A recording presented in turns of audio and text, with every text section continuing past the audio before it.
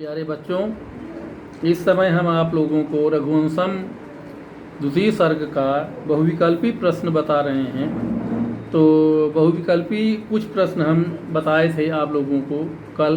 अब आज राजीव प्रकाशन के 136 नंबर पेज में 16वां बहुविकल्पी प्रश्न है, उपमा प्रयोग के लिए सर्वाधिक प्रसिद्ध हैं। यानी उपमा का प्रयोग करने के लिए, उपमा अलंकार का प्रयोग करने के लिए सबसे अधिक प्रसिद्ध कवि कौन हैं?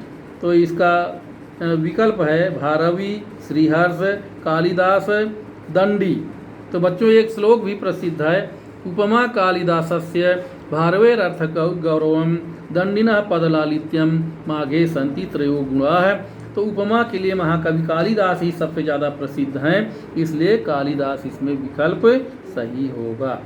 अगला प्रश्न है, महाकवि कालिदास की रचनाएं हैं। महाकवि कालिदास की कितनी रचनाएं हैं? पहला विकल्प है 6, दूसरा 3, तीसरा 7 और चौथा 5। तो इनकी कुल 7 रचनाएं हैं। तीसरा विकल्प इसमें सही है कि इन्होंने 2 खंड काव्य, 2 महाकाव्य और 3 नाटक की रचना इन्होंने किया है, इसलिए 7 विकल्प सही होगा। फिर अगला प्रश्न, दिनक छपा मध्य गता का इव धेनु विरराज। दिन और रात्रि के मध्य में उपस्थित हुई, किसके समान नंदिनी गाय सुशोभित हुई? विकल्प है रात्रि है, संध्या, प्रातः, मध्याह्न। तो संध्या के समान नंदिनी गाय सुशोभित हुई, न रात्रि के समान सही है, न प्रातः और न मध्याह्न।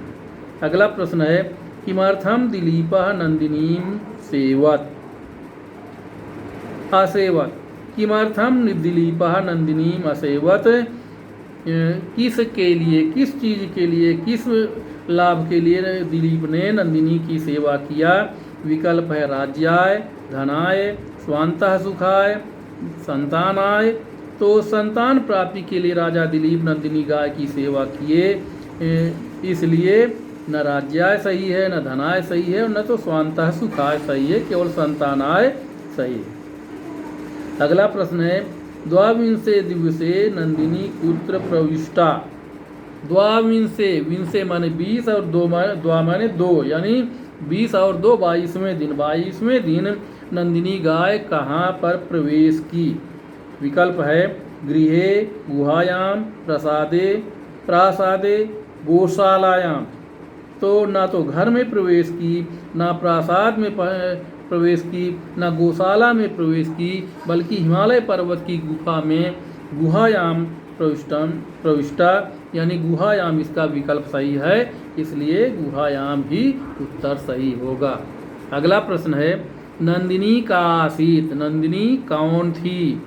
तो धेनु, अजा, महिषी और सेविका।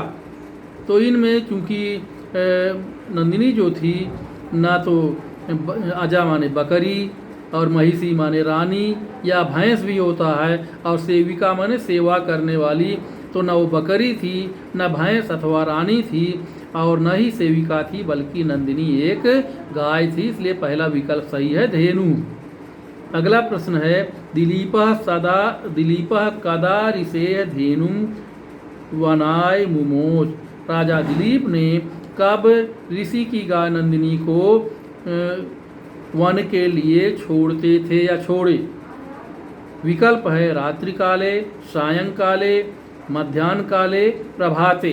तो न रात्रि के समय में छोड़ते थे, न शाम के समय में छोड़ते थे, और न मध्याह्न काले यानी दोपहर के समय में, बल्कि प्रातः काल ही बछड़े को दूध पिलाने के बाद और दूध दुहने के बाद नंदिनी गाय को प्रातः काल वो जंगल में चरने के लिए छोड़ देते। अगला प्रश्न है, दिलीपस्य परीक्षार्थम नंदिनी कुत्र प्रविष्टा। दिलीप की परीक्षा के लिए नंदिनी गाय कहाँ प्रवेश की? विकल्प है गृहे, आश्रमे, गिरि गुहायाम, उपवने। तो अभी इसका आ चुका है एक बार प्रश्न इस तरह का। तो न तो गृह में प्रवेश की, न आश्रम में प्रवेश की, और न ही उपवन में प्रवेश की, बल्कि गिरि गुहायाम पर्वत की गुफा में प्रवेश की। तो यही सही है। अगला प्रश्न है, दिलीपः कस्य आश्रमम अगच्छत, दिलीप किसके आश्रम में गए, यानी राजा दिलीप किसके आश्रम में गए थे। तो विकल्प है कण्वस्य, विश्वामित्रस्य, वशिष्ठस्य, अगस्त्यस्य। तो राजा दिलीप न कण्व ऋषि के आश्रम में गए, न विश्वामित्र के आश्रम में गए और न अगस्त्य के आश्रम में गए, बल्कि वशिष्ठ ऋषि के आश्रम में गए, इसलिए वशिष्ठस्य सही विकल्प है। अगला प्रश्न है दिलीपः कस्याः समाराधन तत्परो भूत, दिलीप किसकी सेवा करने में, आराधना करने में तत्पर हुए। विकल्प है सुदक्षिणायाः, गुरुपत्न्याः, नंदिन्याः, पार्वत्याः। तो इसमें न तो सुदक्षिणा की सेवा में तत्पर हुए और न तो गुरु की पत्नी में की सेवा में तत्पर हुए और न तो पार्वती की सेवा में तत्पर हुए, बल्कि वो नंदिनी की सेवा में तत्पर हुए, इसलिए नंदिन्याः विकल्प सही है। अगला प्रश्न है पयस्विनी कम आदिदेश, दुधारू गाय ने किसको आदेश दिया। पयस्विनी माने दुधारू दूध देने वाली गाय जो थी, अधिक दुधारू गाय जो नंदिनी थी, कम आदिदेश किसको आदेश दिया। तो विकल्प है रघुम, अजम, दिलीपम, जनकम। तो न रघु को आदेश दिया, न अज को आदेश दिया और न ही जनकम को आदेश दिया, बल्कि दिलीपम यानी दिलीप को आदेश दिया, इसलिए दिलीपम विकल्प सही होगा। फिर अगला प्रश्न है राजा काम ददर्श, राजा ने किसे देखा। राजा काम ददर्श, राजा ने किसे देखा। तो नंदिनीम, सिंघम, गोपालकम, सुदक्षिणाम।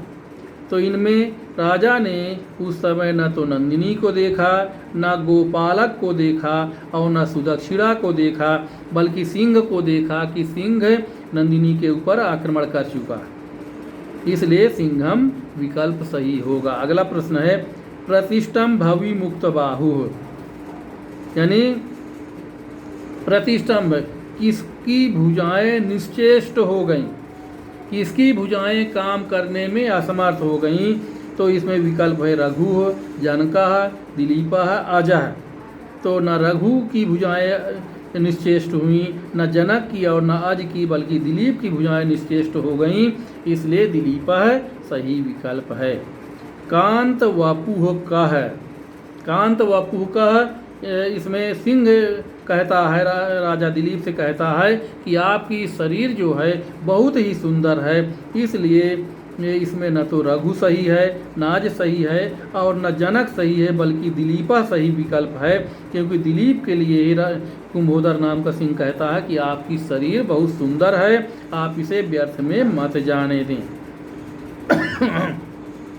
अगला प्रश्न है विचार मूढ़ा कः, विचार शून्य कौन है।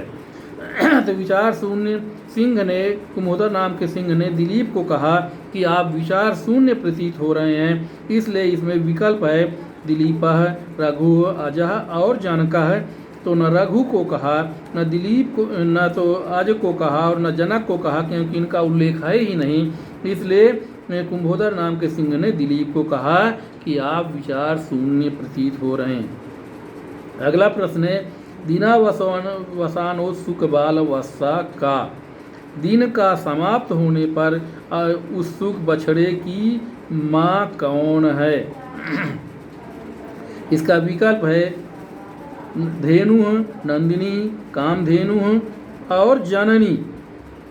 तो इसमें न धेनु उत्सुक है, न कामधेनु उत्सुक है, न जननी उत्सुक है, बल्कि नंदिनी गाय उत्सुक है, लेकिन आपकी किताब में धेनु लिखा हुआ है, ये विकल्प गलत है।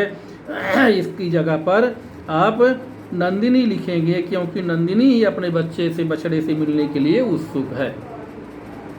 अगला बहुविकल्पी प्रश्न है इक्ष्वाकु वंशे समुत्पन्नः बभूव, इक्ष्वाकु संपन्नः बभूव। प्रश्नवाचक है कौन इक्ष्वाकु वंश में कौन पैदा हुए। तो विकल्प है दिलीपः, अजः, रघुः, सर्वे।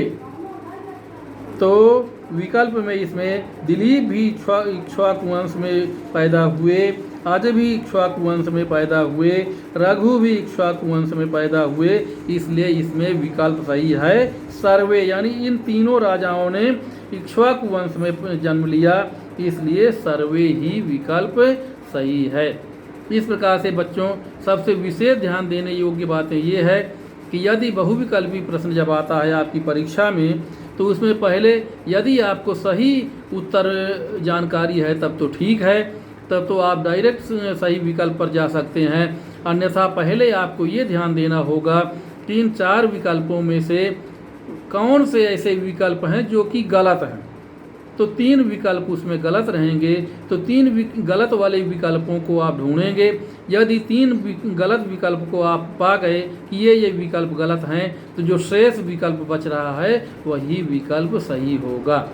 तो इस प्रकार से आपको ये विशेष ध्यान रखना है कि यदि आपको वास्तव में मालूम है कि कौन सा विकल्प सही है, तो आप तुरंत सही विकल्प लिख सकते हैं। अन्यथा यदि नहीं मालूम है कि सही विकल्प कौन सा है, तो चारों विकल्पों में आप गलत विकल्प को पहले ढूंढेंगे कि कौन कौन से विकल्प गलत हो सकते हैं, और जब गलत विकल्प को आप ढूंढ लेंगे तो सही विकल्प आपको अपने आप ही मिल जाएगा। इस प्रकार से आप बहुविकल्पी प्रश्नों का हल आसानी से कर सकेंगे। अब बच्चों आज के लिए बस इतना ही। अब आगे का पाठ फिर कल पढ़ाएंगे। धन्यवाद।